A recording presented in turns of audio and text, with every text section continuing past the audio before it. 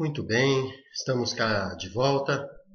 Então, vamos avançar mais um pouquinho, né? Veja, no vídeo anterior nós mostramos para vocês a abordagem negativa, ou seja, como produções vinculadas à AF abordam a sua caracterização dizendo que ela não é. E agora nós vamos iniciar a chamada abordagem positiva, ou seja, apresentar para você algumas das características que estão presentes na AF e que a identificam, né? E a caracterizam bem. E especificamente, então, para esse fim, eu coloquei aqui, e você já está vendo, né? Algumas das características principais. São elas relacionamento e cuidado, Weltanschauung, ou visão de mundo, fenomenologia, terapia centrada no cliente ou pessoa, né? Cuidado e hermenêutica, ensino e aprendizagem, terapia e desenvolvimento pessoal. Ao longo, então, dos próximos vídeos, eu vou tentar demonstrar para vocês, e vou me esforçar para isso, né? O quanto esses elementos estão presentes na AF e quais as características deles, né? Específicas da manifestação na AF. Então, vamos lá. Comecemos, então, por uma das grandes influências, né? Que é a chamada terapia centrada na pessoa, ou, em algumas traduções, terapia centrada no cliente. Bem, o que é essa abordagem e por que ela está presente no aconselhamento filosófico, né? Essa manifestação surgiu a partir do trabalho de um pesquisador chamado Carl Rogers. Bem, esse era um pesquisador estadunidense, né?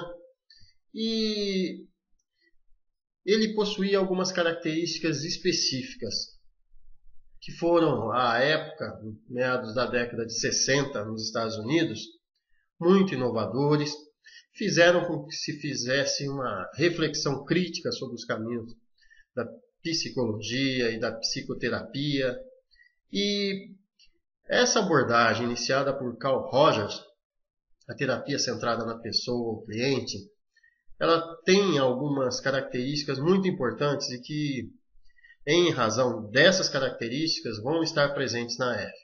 Eu cito aqui especificamente alguns dos aspectos filosóficos que você está vendo nesse momento. Por exemplo, na abordagem proposta por Carl Rogers, que buscou fazer uma crítica às abordagens costumeiras, excessivamente focadas para o psicólogo ou para o psicoterapeuta, enfim, e deixando-se de lado a dimensão humana do cliente ou da pessoa, o Carl Rogers abordou uma proposta onde, filosoficamente falando, os seres humanos são inerentemente bons. Ou seja, as pessoas têm uma característica boa por natureza. Devemos adotar o que se chama de abordagem humanística, ou seja, promover a dimensão humana e a valorização do ser humano naquelas características, né, que o tornam humano. E também essa abordagem iniciada por Carl Rogers tem uma influência fenomenológica, ou seja, nós vamos ver, né, daqui a pouco, ela busca fazer com que na relação entre cliente, pessoa, enfim, e aquele que está cuidando dela, tratando dela, né, se possa estabelecer uma relação fenomenológica. Bem, para que você possa então entender o que seria isso, apresento aqui para você duas considerações importantes de Carl Rogers. A primeira delas, eu vou ler junto, né, é essa daqui. Nos meus primeiros anos de vida profissional, eu estava fazendo a pergunta: como posso tratar ou curar ou mudar essa pessoa? Agora, eu faria a frase e a questão dessa forma: como posso fornecer uma relação para que esta pessoa possa usar para seu próprio crescimento pessoal? Percebam a grande mudança de abordagem? Veja, na primeira frase, né, citada por Rogers, há uma relação de dependência e há alguém que vai curar o outro, mudar o outro. E veja, se eu mudo o outro, significa que eu tenho um saber, um conhecimento, que eu considero válido, e que cabe ao outro se sujeitar, se apropriar desse saber, para que ele, entre aspas, possa vir, por exemplo, a ser considerado, quem sabe, uma pessoa normal, né? Agora, na segunda frase, já há uma mudança radical. Veja, ele passa a propor não uma relação assimétrica de alguém que vai, portando um saber, curar o outro, mas de alguém que vai criar uma relação para que o outro, a partir dessa relação criada, possa crescer como ser humano. Então veja, na primeira nós temos uma relação de dependência. O processo todo está naquele que tem um saber, ou entre aspas, né, aquilo que define o que é normal. Já na outra situação nós temos uma relação em que o paciente, né, a pessoa, enfim, ela se relaciona com alguém e dessa relação ela vai, a partir dela, criar meios para crescer por si mesma, a partir das suas características. Nesse sentido, eu apresento a segunda afirmação, que é essa daqui. A única pessoa que é educada é aquele que aprendeu a aprender e mudar. Então veja, o ser humano, pessoa, enfim, é aquele que aprende a aprender, ou seja, ele age no seu dia a dia para buscar conhecimento, enfim, e que por si mesmo ele começa a mudar. Veja só, esse processo ele ocorre no próprio indivíduo, ele não é gerenciado por alguém de fora. Ou seja, a relação criada é aquela em que se potencializa a capacidade do indivíduo por si mesmo vir a ser autônomo, a partir da sua característica e dimensão humana, buscar vir a aprender, mudar sua vida, enfim. Embora não esteja aqui, eu cito uma outra frase também que me marcou bastante, né, de Carl Rogers, que ele diz o seguinte: o bom líder é aquele que sabe que vai perder a liderança.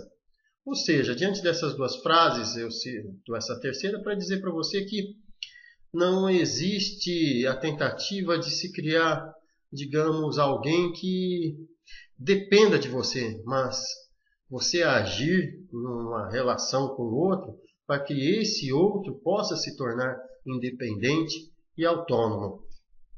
Bem, trazendo essa terapia centrada na pessoa a partir da leitura do aconselhamento filosófico, nós temos algumas considerações de aconselhadores que eu apresento para vocês agora. Por exemplo, o foco deve sempre ser sobre o que o aconselhado acredita, pensa e nunca sobre o que ele ou ela deve saber, ou se ela ou ele tem sentimentos reprimidos. Veja, nessa consideração de Mijuskovich citada por Bruno, a ação é no sentido de ouvir o que o outro pensa, o que o outro vê. Eu não devo definir a priori o que ele deve saber e tentar fazer com que ele se aproprie disso. Ou então, tentar encaixar o outro a partir de um molde pré-definido. O foco deve ser sempre no que aquele ser humano que está diante de mim pensa, analisa e vê a si mesmo e ao mundo. Aqui uma outra situação, dessa vez essa citação é apresentada por Bruno. Ele apresenta algo que se soma a isso. Uma pessoa completa, um agente moral autodirigido, da qual sua dignidade, e autonomia merece o respeito do conselheiro. Dito de outro modo, gente, é um ser humano que está à sua frente, ele é capaz de tomar decisões por si mesmo, de definir valores, e a sua dimensão humana deve ser respeitada, Não cabe a mim fazer com que ele seja como eu, mas que ele seja naquilo que há de melhor que ele possui a partir das análises que realiza. Percebam quanto há essa mudança de foco.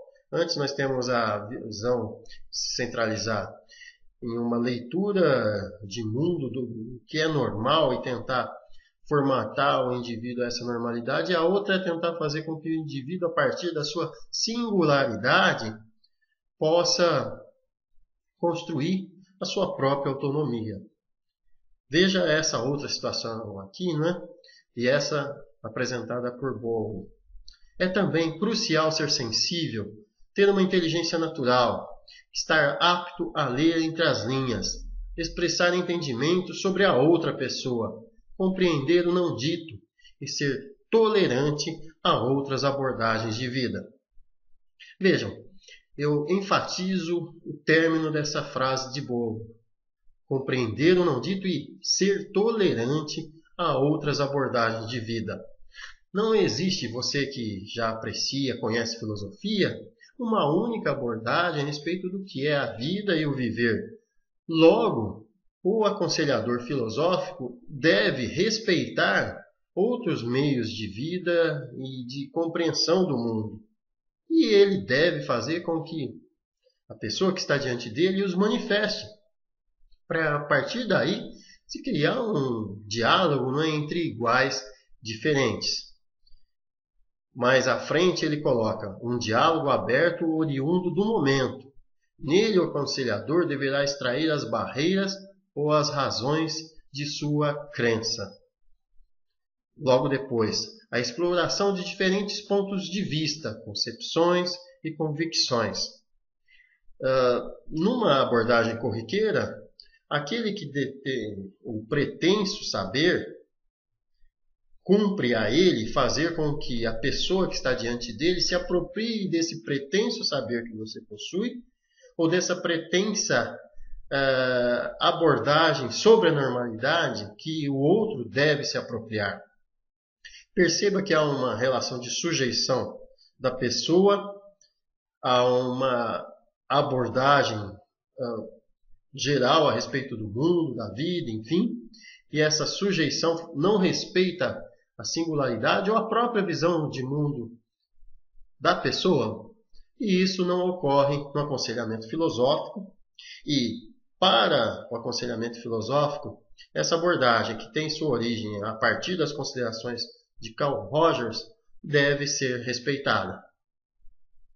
Bem, com isso, temos condições então de encerrar esse momento inicial para vocês e demonstrar então o quanto uma das bases fundadoras, ou estruturadoras do aconselhamento filosófico está presente no profundo respeito ao outro, naquilo que ele tem de singular, naquilo que ele tem de próprio sobre si mesmo e sobre o mundo.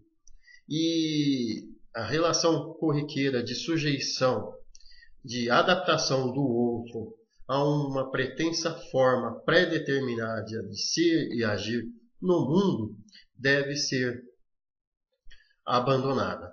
Com isso, eu encerro então o primeiro vídeo a respeito desses elementos estruturadores e logo a seguir vamos para o próximo, que é a Weltanschauung, ou visão de mundo. Obrigado, até a próxima.